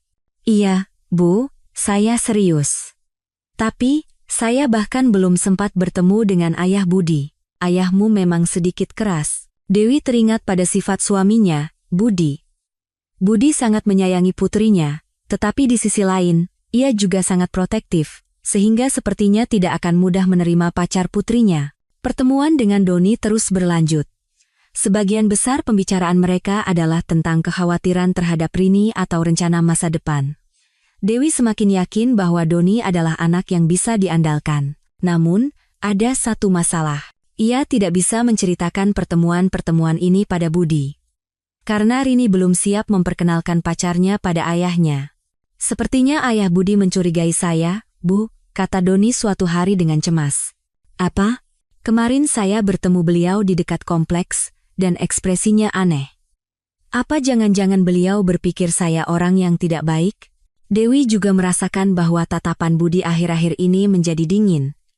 Sepertinya suaminya mencurigai sesuatu. Bisayati, Doni, sepertinya kita harus lebih berhati-hati saat bertemu. Baik Bu, saya tidak ingin menimbulkan masalah. Namun, masalah itu sudah dimulai. Budi semakin mencurigai Dewi, dan Dewi merasa tersiksa karena tidak bisa menjelaskan kesalahpahaman itu. Aku harus menyuruh Rini untuk segera bicara. Dewi merasa tidak bisa menundanya lagi. Jika situasi ini terus berlanjut, hubungan keluarga mereka bisa hancur. Namun, Rini masih ragu. Bu, tolong tunggu sebentar lagi. Kalau hubungan kami sudah lebih stabil, aku akan memperkenalkannya. Rini, karena kamu, suasana di rumah menjadi aneh. Ayahmu mencurigai ibu. Benarkah, Bu? Apa yang ayah katakan? Dia tidak mengatakan apa-apa secara langsung, tapi suasananya tidak seperti dulu lagi. Barulah Rini menyadari betapa seriusnya situasi ini. Maaf, Bu, gara-garaku. Tidak apa-apa. Tapi, sekarang kamu benar-benar harus mengambil keputusan. Kita tidak bisa menundanya terus-menerus. Baik, Bu. Akhir pekan ini, aku akan pulang dan bicara pada ayah. Sepertinya Rini akhirnya mengambil keputusan. Dewi menghela napas lega. Namun pada saat yang sama, ia juga khawatir. Bagaimana reaksi Budi? Dan apakah kesalahpahaman selama ini bisa terselesaikan dengan baik? Aku harus menceritakan semuanya. Budi pasti akan mengerti jika tahu kebenarannya. Dewi menanamkan pikiran itu di benaknya, tetapi ia masih merasa cemas. Apakah semua kejadian selama ini bisa dijelaskan dengan baik pada Budi? Dan apakah hubungan keluarga mereka akan kembali seperti semula? Namun, ia tidak bisa menundanya lagi. Akhir pekan ini adalah saatnya untuk mengungkapkan semua kebenaran. Saat itu adalah momen di mana kebenaran akan terungkap. Sabtu sore, Rini tiba di rumah. Ekspresinya lebih murung dari biasanya, seolah memikul beban yang berat. Ayah, Ibu, aku pulang. Oh, sudah datang. Pasti lelah, ya? Budi menyambut putrinya dengan hangat, tetapi di dalam hatinya, ia tegang menantikan apa yang akan dikatakan istrinya. Rini, mandi dulu, nanti kita bicara bersama. Saat Dewi berkata demikian, suasana di ruang tengah sudah terasa berat. Selama makan malam, ketiga orang itu lebih banyak diam dari biasanya. Rini terus melirik kedua orang tuanya, sementara Budi dan Dewi tenggelam dalam pikiran masing-masing. Baiklah, sekarang kita bicara, ya? Dewi membuka pembicaraan. Budi berpikir inilah saatnya dan menguatkan hatinya. Bicara apa, Bu? Tanya Rini dengan hati-hati. Pertama, Ibu ingin minta maaf pada ayah, kata Dewi sambil menatap Budi. Maaf sudah bertindak yang menimbulkan salah paham. Tapi, ada alasannya. Mendengar ucapan istrinya, Budi berpikir, akhirnya dia mengaku. Rini, sepertinya kamu yang harus bicara duluan. Saat Dewi menatap putrinya, Rini menundukkan kepala. Ayah, aku punya pacar. Mendengar kata-kata itu, Budi merasa arah pembicaraan ini berbeda dari yang ia duga. Pekar? Iya. Namanya Doni. Dia mahasiswa semester 5, 2 tahun lebih tua dariku. Budi sejenak bingung. Ia mengira akan mendengar pengakuan perselingkuhan, tetapi tiba-tiba yang dibicarakan adalah pacar putrinya. Oh, begitu. Sejak kapan kalian pacaran? Sudah sekitar 6 bulan. Kenapa tidak pernah bilang? Suara Budi terdengar kecewa. Itu. Rini tidak bisa melanjutkan kata-katanya. Saat itulah, Dewi mengambil alih. Mas, biar aku yang jelaskan. Jelaskan apa? Orang yang selama ini aku temui. Itu Doni. Pacar Rini. Pikiran Budi menjadi kacau. Pria muda yang ditemui istrinya adalah pacar putrinya? Aku tidak mengerti maksudmu. 2 bulan lalu, Rini punya masalah, kata Dewi dengan hati-hati. Masalah apa? Suara Budi menjadi tajam. Rini mengaku dengan mata berkaca-kaca. Ayah, Aku pikir aku sudah melakukan kesalahan besar. Aku sangat takut kalau terjadi sesuatu yang tidak diinginkan. Pada saat itu, ekspresi Budi langsung berubah. Apa? Haidku terlambat, jadi aku kira aku hamil. Aku sangat takut, jadi aku hanya berani memberitahu ibu. Budi terkejut dan kehilangan kata-kata. Untungnya, dia tidak hamil. Hanya karena stres, lanjut Dewi. Tapi karena kejadian itu, Doni merasa sangat bersalah dan menghubungiku. Dia ingin meminta maaf. Makanya kami bertemu. Jadi, semua yang kulihat selama ini, suara Budi masih terdengar tidak percaya. Iya. Doni benar-benar menyesal. dan aku bisa merasakan bahwa dia sangat tulus menyayangi Rini. Lalu, benda yang ada di dompetmu itu apa? Tanya Budi hati-hati. Benda apa? Kondom. Mendengar kata itu, wajah Dewi dan Rini memerah. Oh, itu. Dewi menjelaskan dengan panik.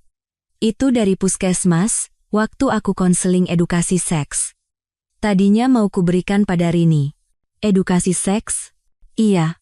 Karena kejadian ini, aku sadar Rini masih sangat tidak tahu apa-apa. Jadi, aku pikir dia perlu mendapatkan edukasi yang benar. Budi perlahan-lahan mulai memahami situasinya. Namun, masih ada beberapa hal yang sulit ia percaya. Lalu, kenapa setiap kali keluar kamu selalu berbohong? Bukan berbohong, tapi aku belum bisa bicara, jadi aku mencari alasan lain, kata Dewi dengan ekspresi bersalah. Rini belum siap. Dia belum siap memperkenalkan pacarnya pada ayah. Rini mengangguk. Aku takut ayah akan marah, jadi aku terus menundanya. Mendengar ucapan putrinya, hati Budi menjadi kalut. Ia baru sadar betapa besar kesalahpahaman yang telah ia ciptakan. Jadi, saat aku melihatnya di rumah, Doni datang untuk meminta maaf secara langsung. Tapi, tiba-tiba Mas datang. Mendengar penjelasan Dewi, Budi teringat kejadian hari itu. Jadi, karena itu mereka begitu panik. Iya.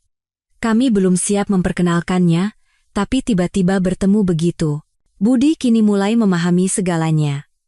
Namun, pada saat yang sama, ia juga merasa malu karena telah berpikir yang tidak-tidak.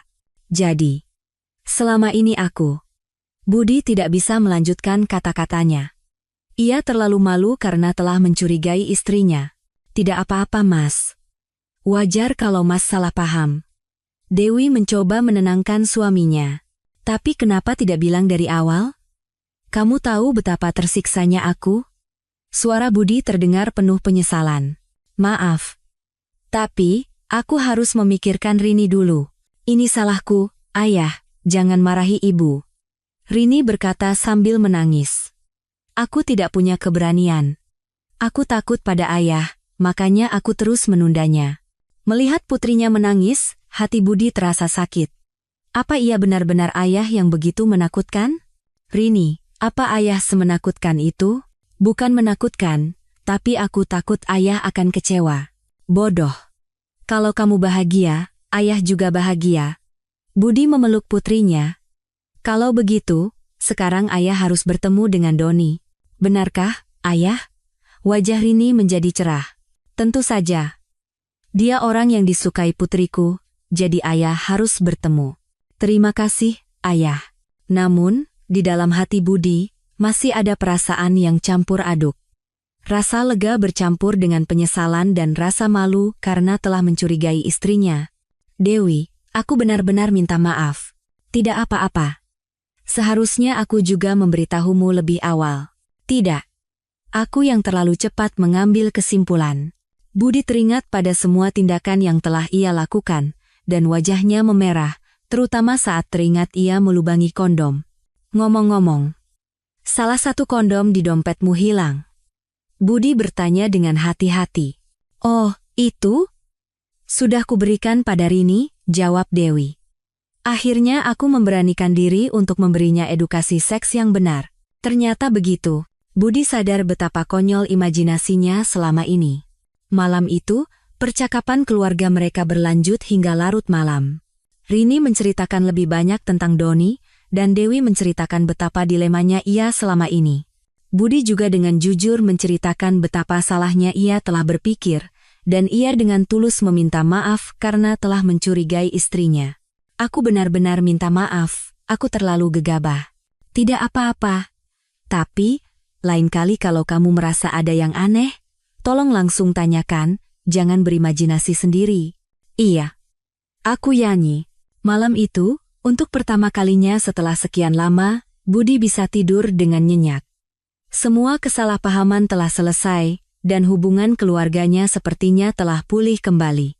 Namun, pada saat yang sama, ia juga merenungkan betapa ia tidak mempercayai istrinya, dan betapa sepihaknya ia dalam menilai.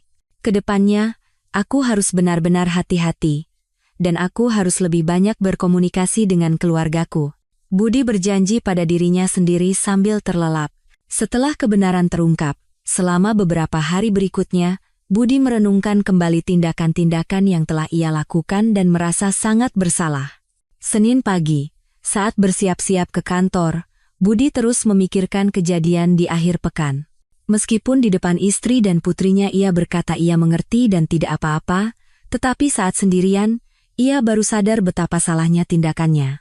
"Mas, sarapan dulu," kata Dewi sambil menyajikan sarapan seperti biasa. Namun, bagi Budi, kehangatan itu justru membuatnya merasa lebih malu. "Terima kasih." "Tidak apa-apa." Wajahmu pucat. "Iya, tidak apa-apa. Cuma sedikit lelah." Namun, Budi sama sekali tidak baik-baik saja. Setibanya di kantor, Budi sulit fokus pada pekerjaan. Kejadian selama 2 bulan terakhir terus berputar di kepalanya. "Aku benar-benar bodoh," Budi bergumam dalam hati. Terutama saat teringat ia melubangi kondom dengan jarum, wajahnya terasa panas. Setelah tahu bahwa itu adalah bentuk perhatian seorang ibu untuk putrinya, ia baru sadar betapa piciknya tindakannya. Saat jam makan siang, Pak Anton menghampirinya. "Bud, ada kabar baik di akhir pekan, ya?" Wajahmu kelihatan lebih cerah. "Oh, hanya masalah keluarga sudah selesai, Pak." "Syukurlah. Beberapa hari ini kamu kelihatan murung sekali." Mendengar ucapan Pak Anton, Budi kembali menyadari betapa sensitifnya ia telah bertindak. Sampai-sampai rekan kerjanya pun terpengaruh. Malam itu, saat pulang, Budi dengan tulus meminta maaf pada Dewi. "Dewi, aku benar-benar minta maaf. Aku sudah berpikir yang salah. Kan sudah kubilang tidak apa-apa, itu sudah berlalu." "Tidak, ini tidak baik-baik saja. Aku sudah sangat mencurigaimu. Aku benar-benar malu."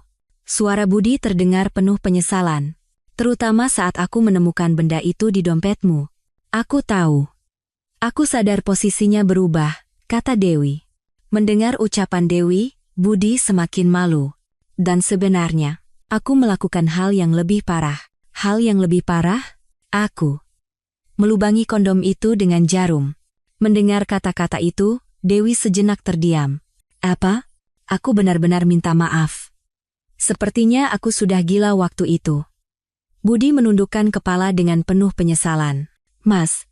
Dewi terkejut dengan tindakan suaminya, tetapi pada saat yang sama, ia juga bisa memahami betapa tersiksanya Budi. "Aku bisa mengerti betapa sulitnya posisimu. Tapi sampai segitunya. Aku tahu, aku benar-benar salah. Aku tidak akan pernah berpikir seperti itu lagi." Mendengar pengakuan jujur Budi, hati Dewi menjadi kalut. Fakta bahwa suaminya sampai mencurigainya sejauh itu terasa menyakitkan. Tetapi ia juga tahu bahwa itu karena Budi sangat mencintainya. "Lain kali, kalau kamu merasa ada yang aneh, tolong langsung tanyakan, jangan mengambil kesimpulan sendiri." "Iya." "Aku nyanyi." Keesokan harinya, hari Selasa, Budi menelepon Rini. "Rini, ini Ayah." "Iya, Ayah." "Ada apa?" "Kapan-kapan, ajak Doni ke rumah, ya. Ayah ingin bertemu secara resmi." "Benarkah, Ayah? Ayah mau bertemu dengannya?" Suara Rini terdengar sangat gembira. "Tentu saja. Dia orang yang disukai putriku, jadi ayah harus bertemu." "Terima kasih, Ayah. Doni pasti akan sangat senang." "Dan, Rini, Ayah, kalau kamu punya masalah, kapanpun, bicaralah pada ayah. Jangan takut." "Iya, Ayah. Aku mengerti." Setelah menutup telepon, Budi merenungkan betapa otoriter dirinya sebagai seorang ayah, sampai-sampai putrinya takut padanya. Ia berjanji akan menjadi ayah yang lebih ramah.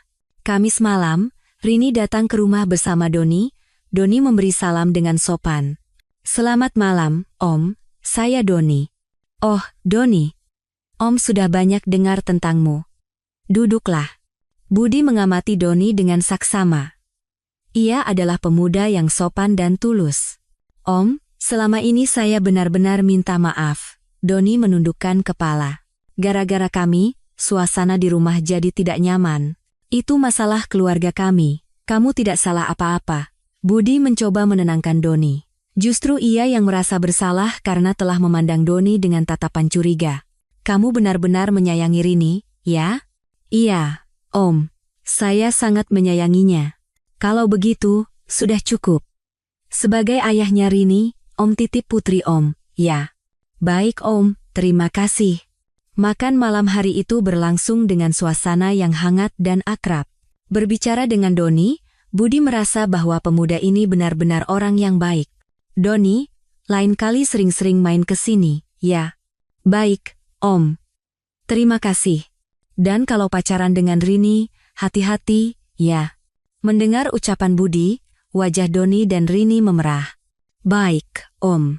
Malam itu, Budi dan Dewi minum teh bersama sambil berbincang. Doni anak yang baik, ya. Iya, kan? Sejak pertama kali bertemu, aku sudah punya kesan yang baik. Keputusanmu untuk membantunya adalah hal yang benar. Budi mengakui kebijaksanaan istrinya. Tapi, andai saja kamu memberitahuku lebih awal. Maaf. Aku harus memikirkan Rini dulu. Aku tahu. Sebagai seorang ibu, itu wajar. Budi kini bisa memahami hati istrinya. Beberapa hari kemudian, Budi merasa dirinya berubah. Ia lebih sering mencoba berkomunikasi dengan keluarganya, dan tidak lagi gegabah dalam mengambil kesimpulan. Mas, tadi Doni menelepon. Oh, ya. Katanya apa? Katanya minggu depan dia mau memperkenalkan Rini pada orang tuanya. Wah, cepat sekali. Sepertinya dia serius. Budi memikirkan masa depan putrinya. Sepertinya kini ia bisa mempercayakan putrinya pada orang yang tepat. Kalau begitu, kita juga harus bertemu dengan orang tua Doni. Iya. Kita harus bertemu secara resmi.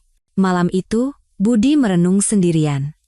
Pelajaran apa yang ia dapatkan dari kejadian selama 2 bulan terakhir? Kepercayaan itu ternyata sangat penting. Ia malu karena telah mencurigai istri yang telah hidup bersamanya selama lebih dari 20 tahun, dan ia sadar betapa konyol kecurigaannya itu. Kedepannya, aku harus benar-benar hati-hati. Dan aku harus lebih mempercayai keluargaku. Budi berjanji pada dirinya sendiri. Kejadian ini harus menjadi momentum baginya untuk menjadi suami dan ayah yang lebih baik. Beberapa hari kemudian, Budi berkata pada Pak Anton. Pak, kemarin Bapak bicara soal masalah pasangan Parubaya, kan? Iya. Kenapa? Cerita-cerita spekulatif seperti itu sebaiknya kita hati-hati, Pak. Bisa-bisa menimbulkan salah paham. Tumben kamu bicara begitu? Pengalaman pribadi, Pak? Kita benar-benar harus hati-hati. Pak Anton melihat ekspresi serius Budi dan tidak bertanya lebih lanjut. Malam itu, saat pulang, Budi berkata pada Dewi, kamu benar-benar sudah berjuang keras. Karena aku? Iya, karena aku. Apa maksudmu? Sekarang semuanya sudah baik-baik saja, kan? Terima kasih. Aku benar-benar berterima kasih. Budi menggenggam tangan istrinya dengan erat. Rasanya baru sekarang mereka menjadi pasangan suami istri yang sesungguhnya, dan di dalam hatinya, ia berjanji. Kedepannya, ia akan lebih banyak berkomunikasi dan saling mempercayai agar tidak ada lagi kesalahpahaman seperti ini. Beberapa bulan telah berlalu. Musim kemarau berganti menjadi musim hujan, lalu musim semi-imajiner dalam hati mereka pun tiba. Rumah Budi Santoso kini benar-benar berbeda. Secara fisik mungkin sama, tetapi hubungan di antara anggota keluarga menjadi jauh lebih dalam dan hangat. Pada suatu hari Minggu yang cerah di bulan April, Budi sedang duduk di sofa ruang tengah membaca koran. Namun, tidak seperti dulu yang membaca sendirian dalam diam, kini ia duduk berdampingan dengan Dewi, membacanya bersama. Mas, lihat artikel ini. Tentang cara berkomunikasi pasangan muda zaman sekarang. Mana? Coba lihat. Budi membaca artikel yang ditunjuk istrinya sambil tersenyum. Memikirkan dirinya beberapa bulan lalu, ia merasa telah banyak berubah. Sepertinya bagus kalau kita coba cara-cara ini. Sebenarnya, selama beberapa bulan terakhir, mereka bertiga telah mengikuti konseling keluarga sebanyak 3 kali. Aturan yang diberikan konselor sederhana namun kuat. Ungkapkan perasaan terlebih dahulu, jangan menyalahkan, dan pastikan fakta sebelum menilai. 3 janji ini kini menjadi aturan baru di rumah mereka. Iya. Terutama bagian ini, Dengarkan sampai selesai ucapan pasangan, sangat menarik. Mendengar ucapan Dewi, Budi mengangguk. Itulah yang telah mereka usahakan bersama selama beberapa bulan terakhir. Tiba-tiba terdengar suara dari pintu depan. Sepertinya Rini dan Doni datang bersama. Assalamualaikum. Waalaikumsalam. Masuk, nak. Doni juga, ayo masuk. Budi menyambut mereka dengan hangat. Kini, kedatangan Doni ke rumah terasa wajar dan menyenangkan. Ayah, ibu, ada kabar baik, kata Rini dengan senyum cerah. Kabar baik apa? Doni diterima kerja.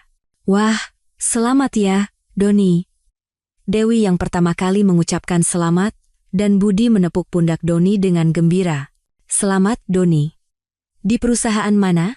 Perusahaan IT menengah, Om. Sesuai dengan jurusan saya, jadi saya senang sekali. Bagus sekali. Usahamu tidak sia-sia. Budi dengan tulus memberi selamat pada Doni. Pemuda yang beberapa bulan lalu ia pandang dengan curiga kini, telah menjadi seperti bagian dari keluarga. Dan Rini menatap kedua orang tuanya bergantian. Kalau Doni sudah bekerja, bolehkah kami membicarakan pernikahan? Mendengar kata-kata itu, Budi dan Dewi sejenak terkejut. Namun, rasa terkejut itu lebih didominasi oleh kebahagiaan. Pernikahan? Iya. Belum ada rencana konkret, tapi kalau Doni sudah stabil, kami ingin memikirkannya dengan serius. Mendengar ucapan putrinya, hati Budi menjadi kalut. Putrinya akan menikah, itu adalah hal yang membahagiakan sekaligus mengharukan. Meskipun saya masih banyak kekurangan, saya janji akan membuat Rini bahagia, kata Doni dengan sopan. Doni, kami tidak khawatir apa-apa. Kalau kalian bahagia, itu yang terpenting, kata Budi. Mendengar ucapan Budi, Rini dan Doni tersenyum cerah. Kalau begitu, bagaimana kalau dalam kesempatan ini kita bertemu dengan orang tua Doni dan mengatur pertemuan keluarga, usul Dewi, dan semua setuju. Makan malam hari itu benar-benar menjadi momen yang menyenangkan bagi seluruh keluarga. Budi baru sadar betapa berharganya momen seperti ini. Ayah, akhir-akhir ini ayah banyak berubah, ya, kata Rini. Budi sedikit malu. Berubah bagaimana? Jadi lebih ramah. Dan lebih banyak mendengarkan cerita kami. Memangnya dulu ayah kaku, ya? Bukan kaku, tapi sedikit menakutkan. Mendengar ucapan jujur Rini, Budi tertawa. Beberapa bulan lalu, ia mungkin akan terluka mendengar putrinya takut padanya, tetapi sekarang ia merasa itu lucu. Kedepannya, ayah akan berusaha jadi ayah yang lebih ramah. Sekarang juga sudah sangat baik, kok. Setelah makan malam, Rini dan Doni pulang lebih awal. Budi dan Dewi mencuci piring bersama sambil berbincang. Mas, Rini benar, loh. Mas benar-benar banyak berubah. Oh, ya? Iya. Dulu Mas selalu memutuskan segalanya sendiri, tapi sekarang Mas lebih banyak meminta pendapatku. Mendengar ucapan Dewi, Budi mengangguk. Ia sadar bahwa kejadian lalu benar-benar telah mengubah banyak hal. Kejadian waktu itu justru jadi berkah, ya, PK? Iya. Kalau tidak ada kejadian itu, mungkin kita tidak akan sedekat ini. Budi sangat setuju dengan ucapan istrinya. Waktu yang sulit itu pada akhirnya justru membuat keluarga mereka menjadi lebih kuat. Minggu berikutnya, pertemuan kedua orang tua diadakan. Awalnya Budi tegang, tetapi ia segera tahu bahwa orang tua Doni adalah orang-orang yang sangat baik. Bapak, Ibu, perkenalkan. Oh, iya, selamat bertemu. Anak kami benar-benar banyak merepotkan. Justru putri kami yang lebih banyak merepotkan. Pertemuan kedua keluarga berjalan jauh lebih hangat dari yang dibayangkan. Terutama Ibu Doni yang langsung akrab dengan Dewi. Rini anak yang sangat cantik dan baik, ya. Anak saya beruntung sekali. Doni juga anak yang sangat baik. Justru kami yang lebih berterima kasih. Malam itu, saat pulang, Budi dan Dewi minum teh bersama. Orang tua Doni baik sekali, ya, iya. Aku jadi tenang. Sepertinya putri kita akan menikah dengan baik. Mendengar ucapan Budi, Dewi tersenyum. Masih jauh untuk menikah. Tapi yang penting dia sudah bertemu orang yang baik. Malam itu, Budi merenung sendirian tentang perubahan-perubahan selama beberapa bulan terakhir. Perubahan terbesar adalah komunikasi dengan keluarga. Dulu ia selalu memendam pikirannya sendiri, tetapi sekarang ia berusaha membicarakan segalanya dengan keluarga, dan yang terpenting adalah kepercayaan. Ia sadar betul betapa pentingnya saling percaya dan mengandalkan satu sama lain. Beberapa minggu kemudian, Budi mendapat kesempatan untuk berbicara dengan juniornya di kantor. "Pak, bagaimana caranya agar pernikahan bisa langgeng, ya?" tanya seorang juniornya dengan serius. Budi berpikir sejenak. Yang paling penting adalah komunikasi dan kepercayaan. Komunikasi? Iya. Kalau kamu merasa ada yang aneh, jangan mengambil kesimpulan sendiri. Pastikan untuk bicara. Dan mempercayai pasanganmu itu juga penting. Budi memberikan saran berdasarkan pengalamannya. Kelihatannya sederhana, tapi sebenarnya sangat sulit. Tapi itulah yang paling penting. Pada suatu akhir pekan di bulan Mei, keluarga mereka mengadakan pesta barbeque. Rini dan Doni juga ikut, dan Dewi menyiapkan makanan yang lezat. Ayah jago sekali memanggang dagingnya. Tentu saja. Kalau soal memanggang daging, ayah jagonya, Budi berkata dengan bangga sambil membalik daging. "Biar saya bantu, Om." "Tidak usah, Doni. Kamu duduk saja sama Rini." "Terima kasih, Om." Saat itu, Dewi datang membawa minuman. "Ayo, kita bersulang." "Bersulang untuk apa, Bu?" "Untuk kebahagiaan keluarga kita," kata Budi saat semua orang mengangkat gelas, "dan untuk saling percaya dan mencintai." Suara gelas mereka yang beradu terdengar di taman. Malam itu, setelah Rini dan Doni pulang, Budi dan Dewi duduk di taman menatap bintang. "Mas, aku bahagia." "Aku juga bahagia." Budi menggenggam tangan istrinya dengan erat. Kejadian lalu benar-benar menjadi pelajaran. Kedepannya, kita harus lebih banyak bicara dan lebih saling percaya agar tidak ada lagi salah paham. "Aku juga.